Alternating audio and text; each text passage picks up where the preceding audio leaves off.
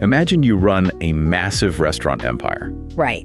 Hundreds of locations. Exactly. You have hundreds of steakhouses all across the country, but foot traffic is down. Which is terrifying for a restaurant. It's the worst nightmare. And on top of that, inflation is absolutely eating away at your profit margins.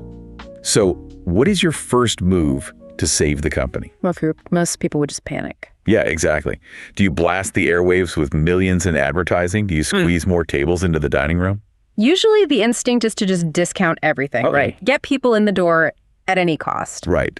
But if you are the parent company of Outback Steakhouse, your solution in the first quarter of 2026 is totally counterintuitive. It really is. You intentionally force your waiters to serve fewer customers. Wow. Yeah. And you actively reject thousands of delivery orders. Just turning away cash? Literally turning it away. You basically shrink the bad parts of your business to save the good parts. So today, we are tearing apart the latest earnings call for Bloomin Brands to figure out why shedding customers might actually be, the ultimate Wall Street survival strategy. Because it goes against every instinct you have as a business owner. Oh, for sure. I mean, for the last decade, the mantra has always been growth at all costs, right? Acquire the customer, worry about the profit later. The tech mindset. Exactly. But what we're looking at today is a massive multi-billion-dollar legacy brand attempting to rewrite its own DNA in real time. Yeah. They're focusing entirely on high-margin, sustainable operations. And for you, the everyday retail investor listening right now who is just trying to cut through the corporate jargon, we are using our Talk Tickers format today. Always a favorite. We are taking a magnifying glass to the Q1 2026 earnings call for Bloomin Brands. The ticker symbol is BLMN. And they aren't just Outback, right? Right.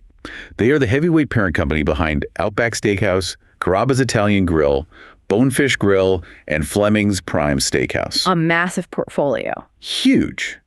And our mission for this deep dive is strictly data forward, highly opinionated, and totally actionable. I love it. We want to figure out if this company is a sinking ship or a brilliant turnaround play hiding in plain sight. Well, and corporate earnings transcripts can be notoriously dense. Oh, they are brutal to read. They really are. They're specifically written by lawyers and accountants to minimize excitement, And manage liability. Right. Nobody wants to get sued for sounding too optimistic. Exactly. So my goal is to parse the actual accounting, translate the jargon, and look at the structural mechanics of what CEO Mike Spanos and CFO Eric Christel are actually doing with the capital. Because they are fighting a multi-front war right now. They are. Against winter storms, a wildly unpredictable consumer economy, and frankly, their own operational bottlenecks. Okay, so let's unpack this. Let's start by grounding ourselves in the reality of the cash register. Always the best place to start. How much money actually flowed through this company in the first 3 months of the year? Give me the wrong top-line numbers before we start, psychoanalyzing the strategy. So the top-line number, which is total revenues, came in at $1.06 billion for the quarter. $1 billion. $1 billion. And that represents a 1% increase compared to the exact same quarter last year. Wow. Over $1 billion in 3 months just selling steaks, shrimp, and pasta. It's an incredible volume of food. I think people forget the sheer scale of casual dining in America. Like a 1% increase might sound tiny to a software investor. Right. They're used to seeing 20% year-over-year growth. Exactly.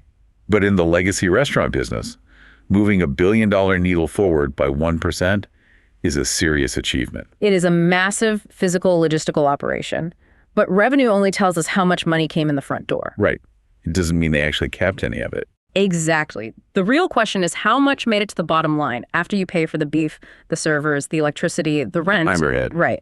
And this is where we have to look at earnings per share, or EPS. Okay, lay the EPS out for me, because this is usually where the Wall Street smoke and mirrors start. So they reported a GAAP diluted EPS of 64 cents. Okay, 64 cents. Yeah. That is up notably from 50 cents in the first quarter of last year. That's a solid jump. It is. However, management immediately pivoted in the call to highlight their adjusted EPS, which was 67 cents, up from 59 cents last year. See, I'm going to stop you right there, because this drives retail investors absolutely crazy. The adjusted numbers. Yes. What is the difference between GAAP and adjusted, and why should anyone trust a number that a company just adjust to themselves. Right. It always sounds like they're grading their own homework. I completely understand the skepticism, and honestly, it is a very healthy reflex to have. Okay.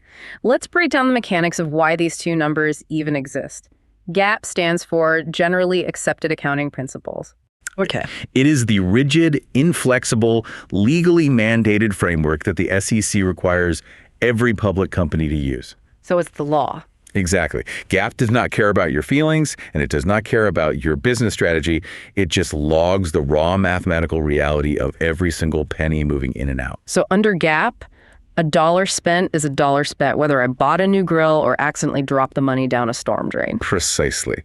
But from a management perspective, GAAP can be a very blunt instrument. It can distort the actual ongoing health of the business. How so? Well, companies provide an adjusted EPS to show Wall Street what the core recurring business actually looks like when you strip out one-time unusual anomalies. The one-off expenses. Right. Now, the gap between their GAAP EPS of 64 cents and their adjusted EPS of 67 cents is 3 cents per share. Okay. When you multiply that across all their outstanding shares, that 3-cent difference equals roughly $3 million. Okay, so what did they spend $3 million on that they felt the need to hide from the headline number? Well, they aren't hiding it, they are isolating it. Fair enough. Isolating it. Management explicitly stated that the $3 million was tied directly to restructuring and transformational activities. Meaning what exactly? Essentially, severance packages for corporate reorganizations, consulting fees for operational overhauls, Oh, okay. and the friction costs of changing their entire business model. Management's argument is, look, we spent $3 million fixing the house this quarter. Right. We are not going to spend that same $3 million every single quarter forever. Got it. So if you want to know how profitable the restaurants are at their core, look at the adjusted 67 cents. I buy that logic as long as it doesn't become a chronic habit. Which happens a lot. Yeah, if a company claims they have one-time restructuring costs for 12 quarters in a row, they aren't restructuring. They're just bleeding cash. Exactly. You have to watch out for the serial restructures. But given the scope of the turnaround plan we are going to discuss, a $3 million transition friction cost seems reasonable for a $1 billion quarter. It is entirely standard practice. But the profit numbers lead us directly into the most complex and contradictory statistic in the entire earnings report. Okay, lay it on me. This is the metric that dictates everything else happening at Bloomin Brands. We need to talk about the divergence between comparable sales and foot traffic. Yes, this is the part of the transcript I had to read 3 times because it literally felt like a math error. It looks wrong at first glance. Totally. They stated that U.S. comparable restaurant sales were up 90 basis points. But actual traffic, like the physical number of humans walking through the front doors, was down 180 basis points. Let's define the jargon real quick for anyone who isn't staring at financial terminals all day. Please do. A basis point is a Wall Street term for 1/100%. So 100 basis points equals 1%. Right. They use this terminology to avoid mathematical confusion when talking about tiny percentages. So when they say comparable sales, what the industry calls comps, were up 90 basis points, they mean sales at existing restaurants grew by 0.9%. And traffic being down 180 basis points means foot traffic dropped by 1.8%. Precisely. Okay, here is my fundamental disconnect. Let's hear it. If you have 1.8% fewer people walking into your restaurants, how on earth are your sales going up by nearly a full percent? Are they just shaking down the remaining customers for more money to cover the gap? I mean, in a sense, yes, but the mechanics of it are incredibly delicate. Okay. The gap between shrinking traffic and growing revenue is bridged almost entirely by a 2.7% increase in the average check size. So people are spending more money per table. Exactly. But wait, didn't CFO Eric Christel say that menu pricing was up roughly 5% across the board to combat inflation? He did. So if the menu is 5% more expensive, shouldn't the average check be up 5%? Why is it only up 2.7%? And that right there is the multi-million-dollar tension in the casual dining industry. You are looking at the friction between corporate pricing power and consumer pushback. The pushback. Yes. Bloomin Brands aggressively raised their menu prices by 5% over the last year because their own costs went up. Right, naturally. But they did not see a 5% bump in revenue per guest because of a phenomenon called negative mix. Negative mix. Okay, give me a real-world example of what that looks like on a Friday night at an Outback. Imagine a loyal customer. Let's call him Dave. Okay, Dave. For the last 5 years, Dave goes to Outback and orders a $20 ribeye and a $7 craft beer. Sounds like a great Friday. His check is $27. Now, inflation hits. The restaurant raises the price of the ribeye to $22 and the beer to $8. Right. If Dave orders the exact same thing, his check goes up and the restaurant matches their 5% menu price increase. But Dave looks at the menu, realizes he is feeling the pinch of inflation in his own life, and decides to audible. Exactly. Dave still wants the Outback experience, but he is actively managing his own wallet. So what does he do? So instead of the $22 ribeye, he orders the $17 sirloin. And instead of the craft beer, he asks for a glass of tap water. Oh, wow. So Dave still came to the restaurant. He did. The traffic count is maintained, but the mix of items he ordered shifted downward. He traded down. So the restaurant theoretically raised prices by 5%. But because Dave downgraded his order, the actual cash collected by the server only went up by 2.7% on average across the whole system. Exactly. That is fascinating. The consumer is essentially negotiating with the inflation rate in real time at the dinner table. It is a profound behavioral economic indicator. It tells you that the consumer has not abandoned the brand, but they are incredibly price sensitive right now. They are protecting their household budgets. Very fiercely. And it shows you what a terrifying tightrope restaurant operators have to walk. Because if you raise prices too much to cover your costs, You don't just suffer a negative mix, the customer completely stops coming and your traffic plummets. right.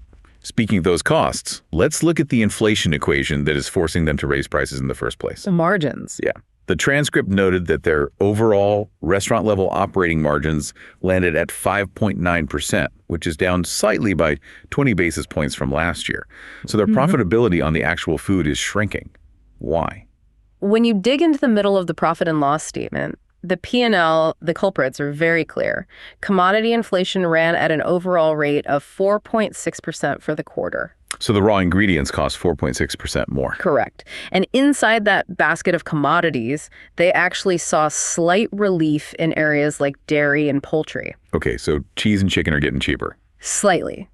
But the massive glaring red light was beef. They experienced high single-digit inflation on beef prices. Which is an existential crisis if your flagship brand is called Outback Steakhouse. Completely. Like if you run a diner and beef gets expensive, you aggressively promote the chicken sandwiches and the pasta. Right. You push the specials. But if you have the word steakhouse on the building, you can't exactly hide the steaks. You have to buy the beef no matter what it costs. You are entirely beholden to the cattle markets, but this is where the Bloomin Brands supply chain team actually executed a masterclass in risk management. Oh. Yeah, CFO Eric Christel pointed out a crucial detail that every retail investor needs to understand. Despite the volatility in the cattle markets, Bloomin Brands has locked in their beef prices for the entirety of 2026. Wait, really? Yes. In fact, they are 85% locked on their total commodity basket across all ingredients and a full 100% locked on beef. I want to spend a minute on the mechanics of this because I think a lot of people picture like a giant subterranean freezer in Tampa Bay packed with 1 million frozen cows. Right, a beef vault. Exactly. How exactly does a corporation lock in a volatile commodity price for 12 months into the future? They utilize the futures market and forward contracts. Okay. Essentially, Bloomin Brands goes to major beef suppliers and agricultural clearinghouses and negotiates a legally binding contract. Yeah. They say, we agree to buy 10 million pounds of beef in October, and we agree right now today to pay exactly $3.50 a pound for it, regardless of what the actual market price is in October. So they're basically buying an insurance policy against catastrophic inflation. Exactly. It transfers the risk from the restaurant to the supplier. So if a terrible drought hits the Midwest this summer and the open market price of beef skyrockets to $5 a pound, Bloomin Brands is completely insulated. Their cost remains $3.50. wow. It allows them to model their profitability with absolute certainty. But I assume there is a downside to that. What if the opposite happens? What if cattle supply surges and the market price of beef plummets to $2 a pound? Then Bloomin Brands is still legally obligated to pay the $3.50 they agreed upon. Ouch. Yeah, they would essentially be overpaying compared to their competitors who float on the open market. Right. But for a publicly traded company of this size, predictability is vastly more valuable than trying to day trade the cattle markets to save a few pennies. Wall Street rewards certainty. Precisely. By removing the biggest variable of risk, which is beef costs management, can focus entirely on fixing their restaurants without worrying about macroeconomic supply shocks. That is a brilliant operational hedge. Yeah. Okay, so we understand the revenue, the margins, the inflation, and the weird dynamic between pricing and The traffic. foundation. Right. Now, let's break this multi-brand empire down into its actual components. Because Bloomin Brands is not a monolith. They have 4 distinct restaurant concepts, and they're definitely not all performing equally. Far from it. Let's do a rapid-fire assessment. It is a very bifurcated portfolio right now. You have some incredible overachievers, and you have a massive anchor dragging the ship. Let's start with the bright spots. Yeah. Bonefish Grill seems to be the absolute star performer. They are crushing it. Their comparable sales were up a massive 610 basis points or 6.1%. And more importantly, their actual foot traffic was up 300 basis points. 3% more traffic. Yeah. They are getting real humans in the door and making more money off them. Yeah. Bonefish is executing flawlessly. They have found a highly profitable niche in polished casual seafood. Their menu innovation is resonating, and their demographic is holding up incredibly well. Then you have Carrabba's Italian Grill. Comps were up 130 basis points.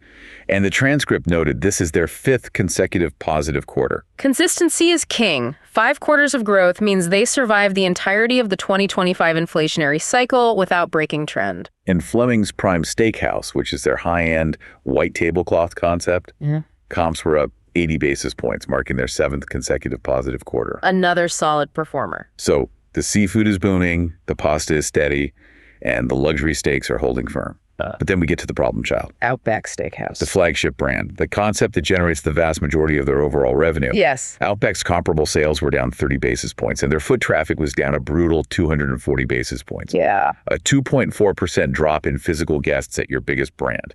That is a glaring red flag.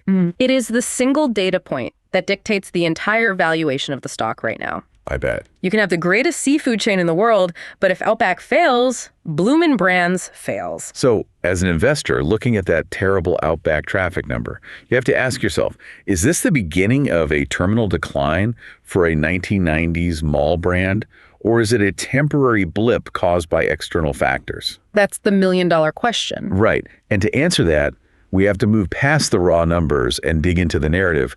What were the actual mechanics driving that drop? Which brings us to the excuses, the explanations, and ultimately the turnaround strategy. Let's get into it. When management was pressed on the Q1 traffic drop, the very first thing CEO Mike Spanos pointed to was the weather. I am going to be honest.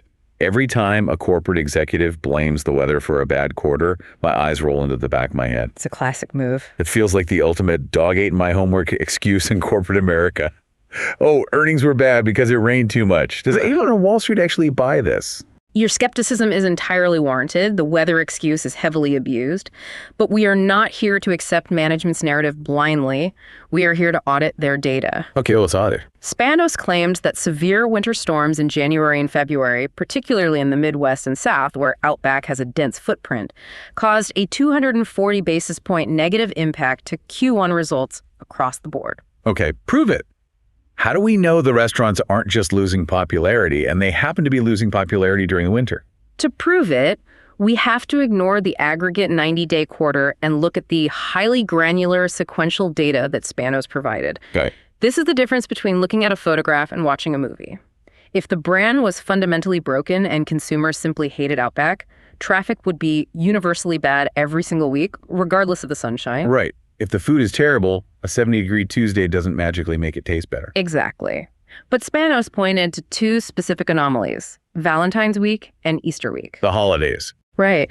During those 2 holiday weeks, the weather cleared across the country, and there was a strong cultural driving occasion to go out to eat. And what happened? During those specific weeks, traffic and comparable sales spiked to positive territory across all 4 brands, including Outback.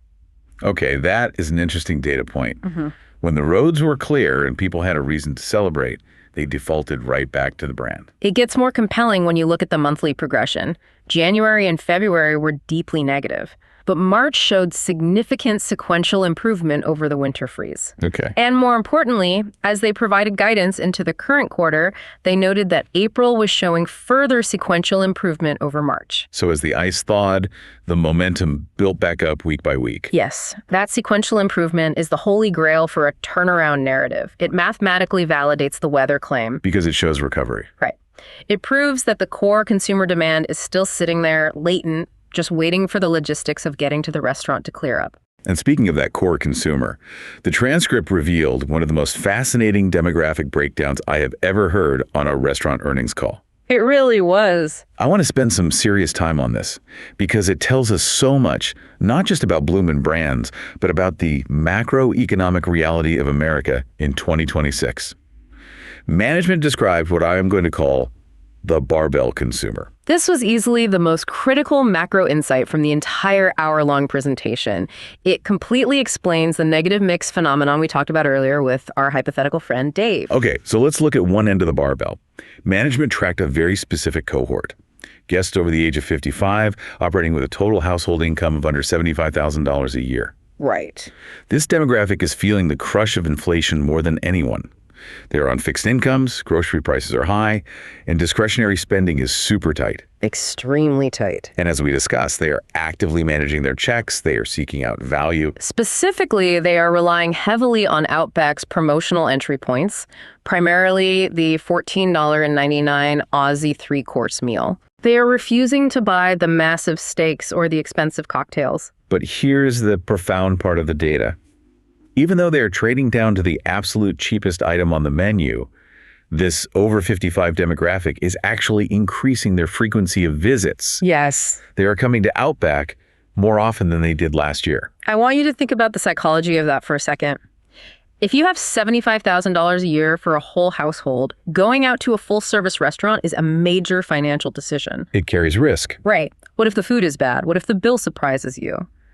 What Outback has managed to do with that $14.99 price point is create a safe harbor. A safe harbor. I like that. That consumer knows exactly what they are going to get, and they know exactly what the bill will be down to the penny before they even sit down. They are buying predictability. It's almost like a subscription to a guaranteed decent night out. Precisely. They trust the execution, so they keep coming back, creating a massive, reliable baseline of foot traffic. Right. But a restaurant cannot survive on highly discounted $15 meals alone. The margins are too thin. Which brings us to the other end of the barbell. Right. On the opposite side, you have the younger, higher income cohorts. Management noted a stark contrast in how affluent millennials and Gen Z are interacting with the menu. Totally different behavior. When these younger, wealthier demographics come in, they are not looking for a safe harbor. They are looking for an experience.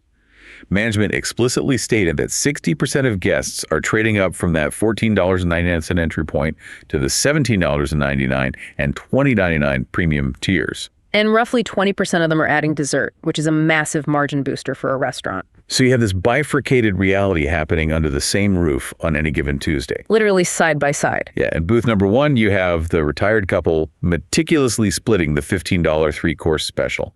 And right across the aisle in booth 2, you have the 35-year-old software engineer buying a 20-ounce bone-in ribeye and a slice of cheesecake. And if you extrapolate this out, this barbell dynamic is the absolute holy grail for a business operating in a choppy economy. Because it balances out. Exactly. If you only cater to the budget shopper, you go out of business because you have no margin. Right. If you only cater to the wealthy splurger, your dining room sits empty on a random Wednesday night because there aren't enough of them to fill the seats. Outback is managing to hold the loyalty of the budget-conscious regular while simultaneously upselling the affluent guest who wants to celebrate. But holding that barbell together requires a level of operational perfection that Outback has historically struggled with. Oh, absolutely. Like if the kitchen burns the $15 meal, the senior citizen never comes back. If the server ignores the $25 ribeye guy, he goes to a high-end steakhouse next time. It requires total execution. Total consistency. And that brings us to the absolute centerpiece of this deep dive. Because despite the weather excuses and the consumer resilience, Outback's traffic is still down 2.4%. It is broken, and it needs fixing. And CEO Mike Spanos did not shy away from that reality. He outlined a massive multi-year 4-pillar turnaround strategy specifically designed to re-engineer Outback from the ground up. Let's break down these pillars meticulously because this is where the actual investment thesis lives or dies. I want to start with pillar 1, which management called delivering a remarkable dine-in experience. And that starts with reclaiming their culinary identity. Over the last decade, casual dining chains got completely distracted by massive, confusing menus. Oh, the menu is the size of a phone book. Exactly. Steakhouses were suddenly trying to sell tacos and flatbreads to appeal to everyone. It's absurd. But in November, Outback violently reversed course and launched a completely revamped, highly focused steak lineup. They lean back into the name on the building. Exactly. They introduced a new tender sirloin, a much thicker barrel-cut filet, a signature Delmonico boneless ribeye, a massive 20-ounce bone-in ribeye, and a half-pound burger that is literally topped with their signature bloom petals. Yeah. They are telling the consumer, we are a steakhouse again. And as a consumer, that sounds fantastic. But I want to challenge that from an operational standpoint. Okay, challenge it. You can put a 20-ounce bone-in ribeye on the menu, but if it takes 45 minutes to reach the table and it arrives cold because the waiter is completely overwhelmed, the quality of the meat is irrelevant. You're exactly right. The food is only half the battle.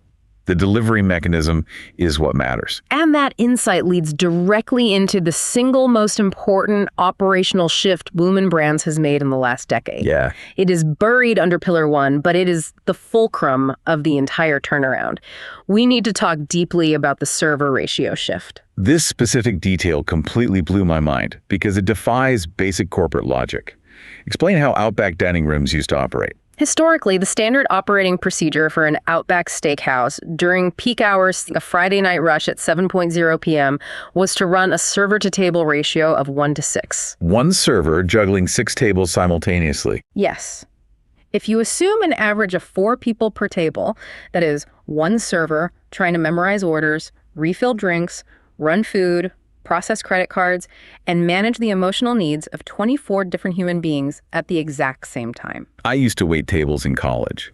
A 1:6 ratio in a full-service restaurant is a recipe for an absolute nervous breakdown. It is entirely unmanageable. You aren't providing hospitality, you're just doing triage. You're constantly in the weeds, apologizing for delays, and begging the kitchen to hurry up.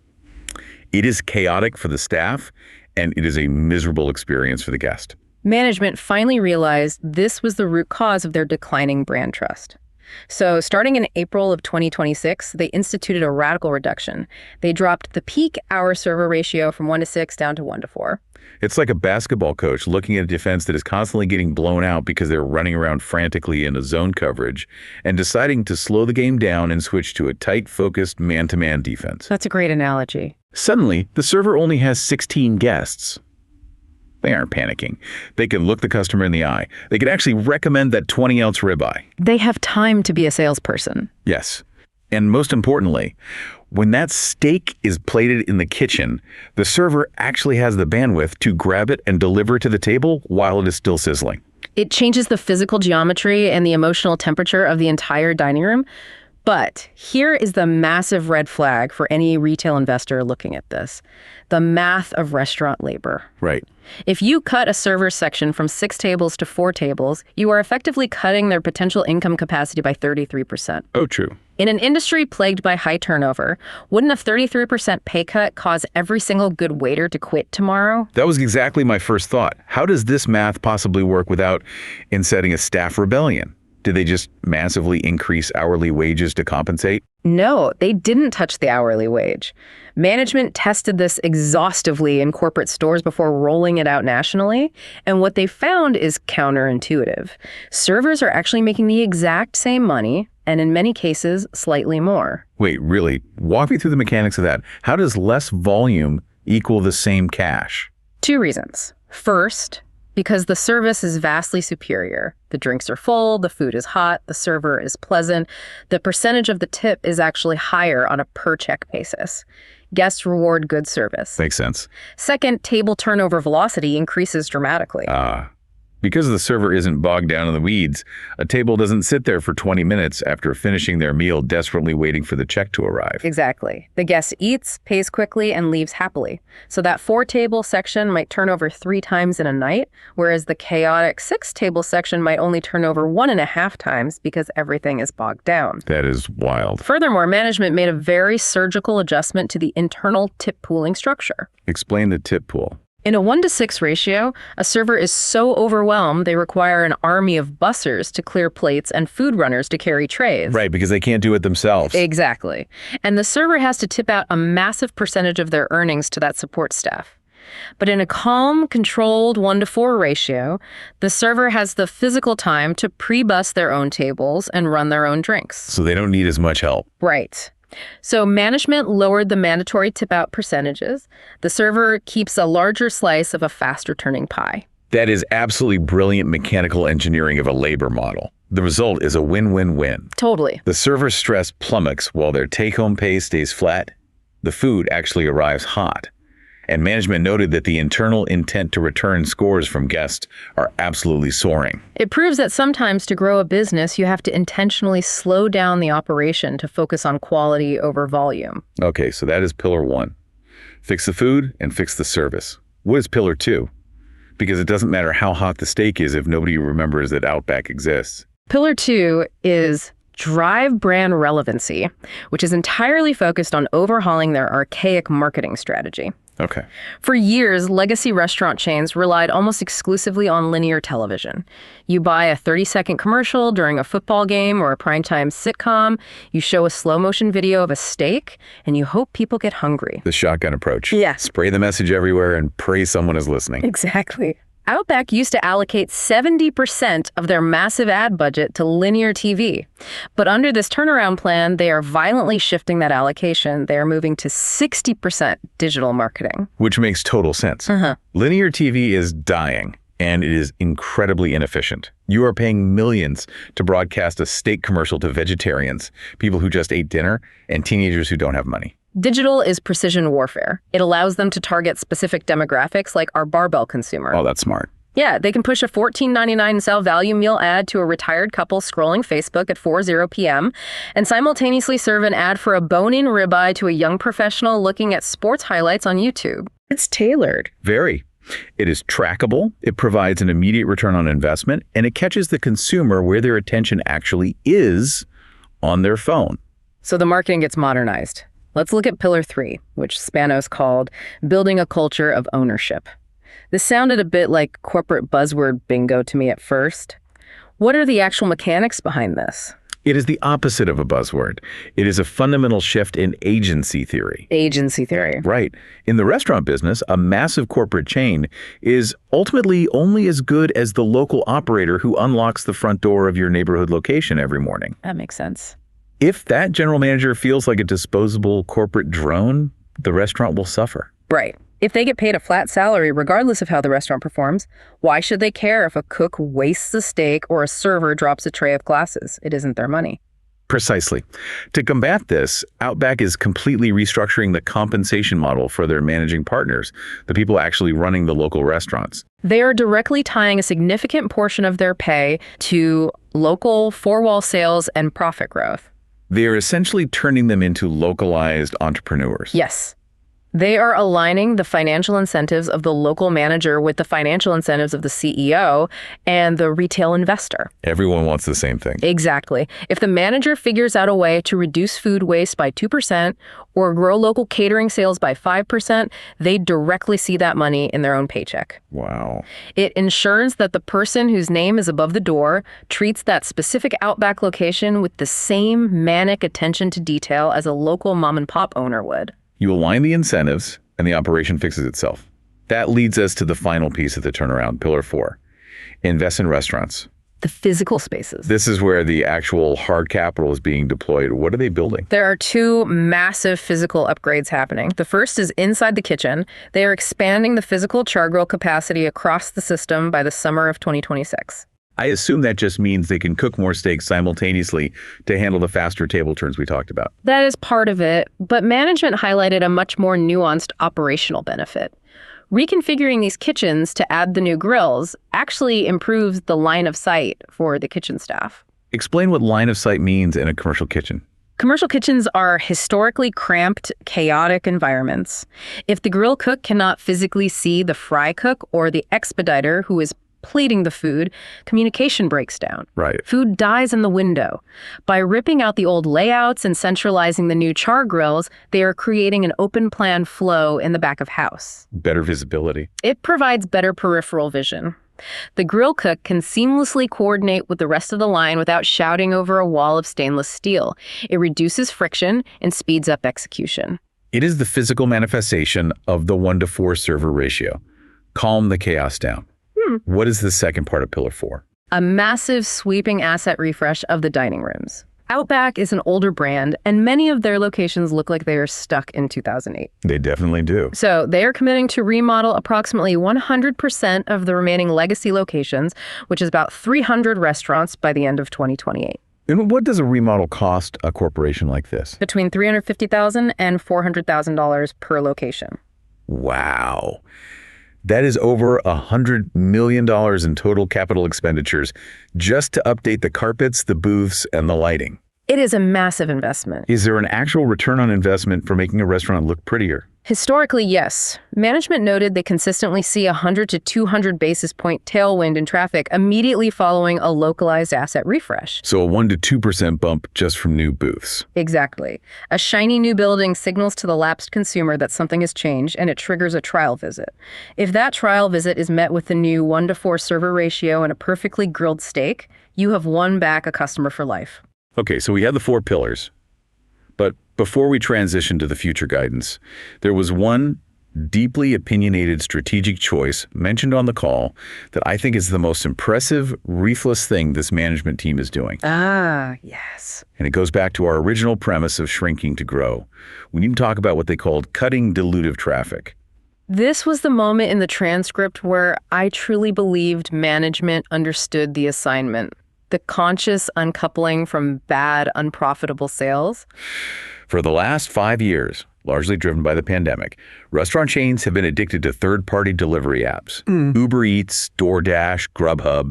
It was viewed as free incremental revenue. Everyone jumped on it. But Outback explicitly stated on this call that they're intentionally stopping the chase for these off-premises delivery app orders.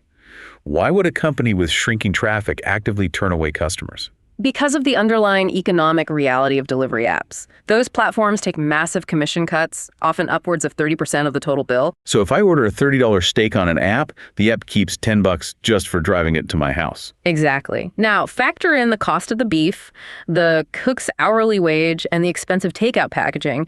Suddenly, that $30 sale might actually generate a net loss for the restaurant. They are paying to cook your food. Exactly.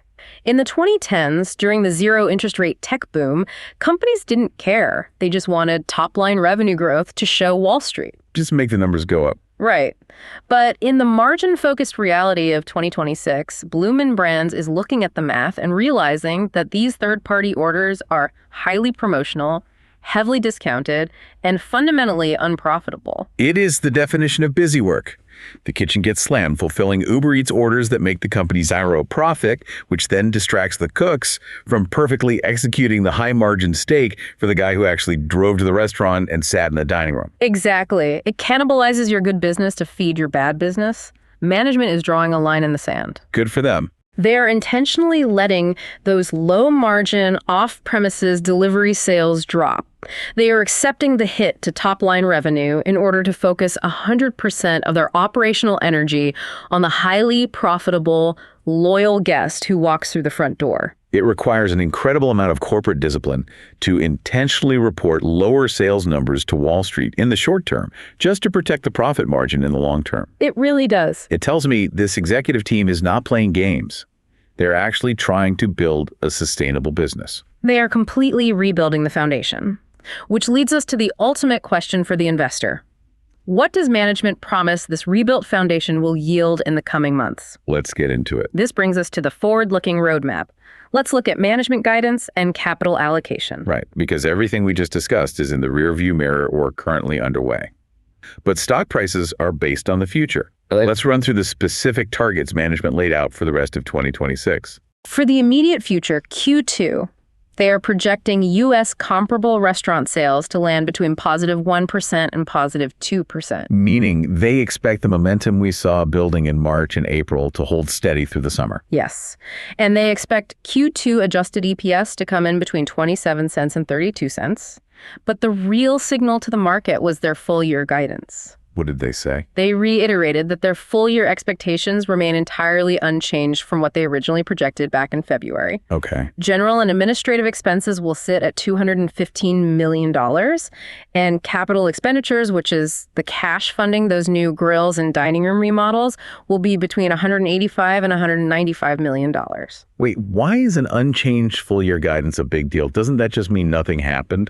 In the current macroeconomic environment, an unchanged guidance is a quiet, massive flex of confidence. A flex? Yes. Think about what happened in Q1. They got hammered by historic winter storms. They witnessed immense volatility with the barbell consumer shifting their buying habits.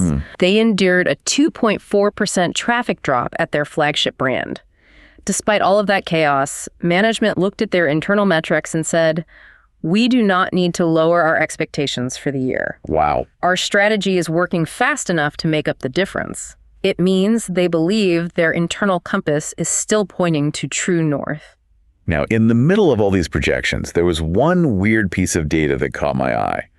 It felt totally disconnected from the American steakhouse narrative. Oh, I think I know where you're going. Let's talk about Brazil. Ah, yes. The international operations. Yes. The transcript noted that Bloomin Brands has a 33% retained ownership stake in their Brazil operations. And in Q1, that specific stake generated a $200,000 loss. Correct. Furthermore, they're projecting a full-year loss of $3 to $4 million from this Brazilian venture. What exactly is going on down there, and is this a leak in the boat that investors need to worry about? It is a fascinating corporate quirk. They account for this Brazilian stake as an equity method investment, or an EMI. Explain how an EMI works for the layman. When a corporation owns a massive stake in another company, say 80%, they have to consolidate all of those revenues and expenses onto their own master balance sheet. Makes sense. But if they only own a minority stake, between 20% and 50%, accounting rules dictate they use the equity method. Okay. They don't report the gross revenue or the operating costs of the Brazilian restaurants. They simply report their proportional 33% share of the final net income or net loss as a single line item. So Bloomin Brands isn't managing the day-to-day operations of cooking steaks in Rio de Janeiro. They're just acting as a passive investor, collecting a third of the profits or eating a third of the losses. Correct. And right now, the macroeconomic winds in Brazil, currency fluctuations, local inflation, consumer weakness are generating a net loss. So is it a big deal? Now, is it a massive leak in the boat? No. A $4 million projected loss on a company that generates over $4 billion in annual global system-wide sales is essentially a rounding error. It is a minor headwind. But when a management team is fighting for every single penny to fund a massive domestic turnaround, a $4 million international drag is an annoying distraction. Definitely annoying. It is a footnote, but if things get worse down there, it could become a headline. It's good to keep an eye on, but let's bring the focus back home to the massive pile of cash they do generate in America. The main engine. Yeah. What are the actual capital allocation priorities? If CFO Eric Christel has $1 of free cash flow, where does it go? He outlined a brutally disciplined two-step priority list. Priority number 1, invest in the base business. Meaning the remodels. Exactly. That means funding the $195 million needed for the kitchen remodels, the new char grills, and the technology to support the new server ratios. Fix the house you live in before you try to buy a second one. Exactly. And priority number 2, pay down the corporate debt. Let's talk about that debt because the numbers are significant. Total debt, net of cash, currently sits at $681 million.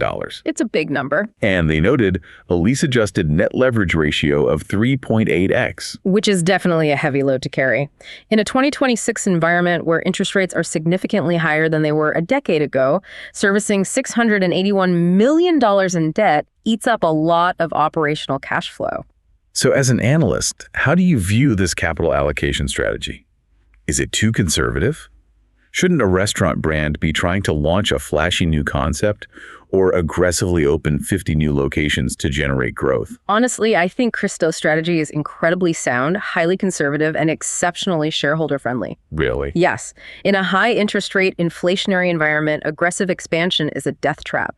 If you go out and borrow more expensive money to build 50 new restaurants while your flagship brand is suffering a traffic decline, you are accelerating your own demise. They're just doubling down on a losing hand. Exactly. They are doing the boring hard work. They are allocating capital to fix the core economic engine of Outback and using whatever is left over to pay off the mortgage so their balance sheet is bulletproof. Boring but necessary. Wall Street might crave flashy acquisitions, but retail investors should applaud debt reduction. I completely agree. And that discipline brings me to the single most brilliant strategic move embedded in this entire earnings call. I know what you're going to say. It is a nuance regarding their advertising budget that I want to call the marketing trigger. This was a masterclass in operational patience. The company proudly announced they actually have an extra $10 million in their marketing budget this year compared to last year. They have the cash sitting in the bank ready to be deployed. Cash in hand. But they are intentionally holding that $10 million back. They refuse to spend it until the second half of 2026. Now, let's look at this from the perspective of a panicked executive. Traffic at your biggest brand is down 2.4%. You have $10 million sitting in a marketing account. You want to spend it. Right. The instinct of 99% of corporate managers would be to smash the panic button, immediately blast the airwaves with commercials, and artificially force people into the restaurants to fix the Q2 traffic numbers and save their own bonuses. So why don't they? Why sit on the cash while the building is supposedly burning? Because of a fundamental law of hospitality. You do not advertise a broken product. It is the quickest way to permanently destroy your brand equity. The concept of the second impression. Exactly. Think about the timeline we just discussed. They only started rolling out the new 1-to-4 server ratio in April. They are currently ripping apart kitchens to install new char grills. Still in transition. Yes. They are retraining cooks on a massive new 20-ounce bone-in ribeye. The operation is in a state of massive transition. If they spend that $10 million right now to lure a lapsed customer back into an Outback, and that customer walks into a location that hasn't fully trained its staff yet, the server is overwhelmed, the new steak is cooked incorrectly, and the kitchen is backed up. that customer isn't just disappointed. They feel vindicated in their decision to abandon Outback in the first place. I knew I shouldn't have come back here. Exactly. They walk out the door and they will literally never come back. You spent marketing dollars to permanently alienate a guest. But if you wait, If you wait until the second half of the year, the operation settles. The servers have mastered the 1-to-4 ratio and are calm. The cooks have cooked thousands of the new ribeyes and have the timing down to a science. the kinks are worked out. The kitchens are flowing seamlessly. Then you unleash the $10 million digital marketing campaign. You invite that lapsed customer back and they experience a flawless, premium steakhouse environment. What a difference. As CEO Mike Spanos summarized perfectly on the call, marketing will bring them in and consistent execution brings a guest back. They are loading the cannon with gunpowder, but they are absolutely refusing to pull the trigger until they know their aim is dead center. Exactly. It is an incredible display of delayed gratification from a public management team that is usually incentivized to only care about the next 90 days. It proves they're playing a multi-year game of chess, not a quarterly game of checkers. So, we have parsed the raw accounting, we have dismantled the story behind the weather and the barbell consumer, and we have analyzed the mechanics of their capital and marketing roadmap. We've covered a lot. We have all the pieces on the board. Now, we have to synthesize it all. It is time to make a definitive call for the retail investor listening. Are we bullish or bearish on Bloomin Brands stock? I will take the bull case here. Okay, lay it out. I believe the turnaround is not just a PowerPoint presentation. It is showing verifiable, quantifiable proof in the real world. We know this because Outback's internal guest metric scores have increased year over year for the third consecutive quarter. What are the scores saying? When they poll their customers, brand trust is up 4 points. Service perception is up 6 points. Value perception is up 5 points. Intent to return is up 4 points. Those are internal surveys, though. Does that actually translate to the stock price? They are leading indicators. In the restaurant business, guest satisfaction is the canary in the coal mine. Eventually, high satisfaction scores inevitably translate into high traffic scores. Okay, fair. Furthermore, we cannot ignore the rest of the portfolio. Bonefish and Carrabbas are not turnaround projects. They are highly successful, well-oiled machines generating massive cash flow to subsidize Outback's transition. That's a good point. And fundamentally, the intentional shedding of unprofitable third-party delivery traffic proves to me that this management team is aggressively focused on long-term sustainable profit margins rather than short-term vanity metrics. They are doing the hard structural work required to build a resilient company. Okay, that is a compelling bull argument. But I'm going to play devil's advocate and take the bear case. Go for it. Because there is massive macroeconomic risk hovering over this entire strategy. My bear thesis is simple. The American consumer market in 2026 is incredibly fragile, and Bloomin Brands might be executing a perfect turnaround strategy at the exact wrong time in economic history. Lay out the risks. First, a 1.8% total traffic drop across the U.S. business is still a massive drop. No matter how eloquently you explain away the weather or the delivery apps, people are staying home. Second, this entire turnaround relies on the barbell consumer holding steady. But what if the macroeconomic environment tightens even further? Right. What if inflation spikes again or unemployment ticks up? That over 55 demographic living on under $75K a year won't just trade down to the $14.99 special. They will simply stop going to restaurants altogether and eat groceries at home. They will completely exit the market. And that affluent millennial buying the $25 ribeye might suddenly decide a $15 burger is a safer bet. If the barbell snaps in half, all of Outback's new menu innovations and server ratios won't matter because the dining room will be empty. The macro environment is the ultimate uncontrolled variable. And finally, we cannot ignore the balance sheet. $681 million in corporate debt is a terrifying anchor in a high interest rate environment. It is substantial. Yes, they are trying to pay it down, but debt servicing requires massive amounts of cash. If a recession hits and cash flow slows down, that debt becomes a heavy burden that severely limits how agile and reactive this company can be. They won't be able to afford future remodels or marketing pushes. Those are very real structural risks that every investor needs to weigh heavily. So, synthesizing your bull case and my bear case, what is the actionable takeaway? What should the listener actually do with this information? For an investor holding or considering the stock, Bloomin Brands right now is the ultimate show-me turnaround play. They have moved past the theoretical planning phase and are now transitioning into the mathematical proving phase. The roadmap is drawn, now they have to drive the car. Exactly. The next quarter is the crucible. If their Q2 comparable sales truly hit that projected target of positive 1% to 2%, it completely validates the strategy. It proves it's working.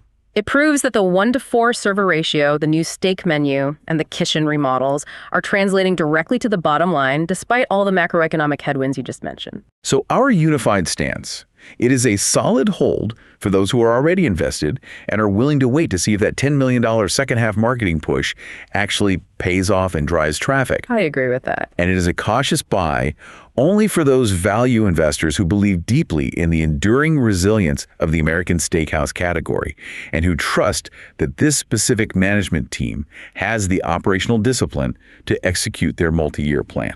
I think that perfectly encapsulates the risk-reward profile of the stock right now. Now, before we sign off, there was one tiny detail buried extremely deep in the Q&A section of the call. Oh, I loved this part. It wasn't part of the main presentation, but it points to a massive paradigm shift in how the service industry operates. And it is something I want to leave you, the listener, with to mull over. You were talking about the algorithmic scheduling. Yes. When an analyst asked about how they are managing labor costs with the new server ratios, CFO Christel briefly mentioned they have integrated an AI-driven tool called Hot Schedules. It dynamically manages peak labor scheduling across their restaurants. Let's contextualize why that is revolutionary. Historically, scheduling restaurant labor is a guessing game played by a stressed-out manager in a back office using a spreadsheet and their gut instinct. Just feeling it out. Right. You guess how many people will show up on a Tuesday, and you schedule the waitstaff accordingly. If you guess wrong and it's dead, you waste thousands of dollars on labor. If you guess wrong and it's packed, the service collapses. But this AI tool, ingest massive amounts of historical data, local weather forecasts, local event schedules, and real-time sales trends to predict exactly when the rush will happen. It's incredible. It ensures the precise mathematical number of staff are on the floor at any given moment. Which is fascinating when you view it as the final piece of the turnaround puzzle. If you combine predictive AI scheduling technology with their new 1-to-4 server ratio and their streamlined kitchen flow, you effectively remove the human error from restaurant labor. Could Bloomin Brands inadvertently be writing the new operational playbook for the entire casual dining industry? It fundamentally changes the nature of the business. It makes you wonder, does the future of the American steakhouse depend as much on the algorithm predicting the rush as it does on the grill cook searing the steak?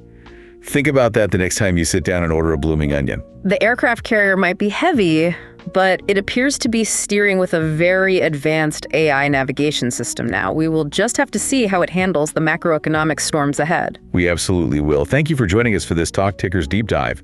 Stay curious, keep reading the transcripts, and always remember to look past the headline numbers to find the actual mechanics of the business.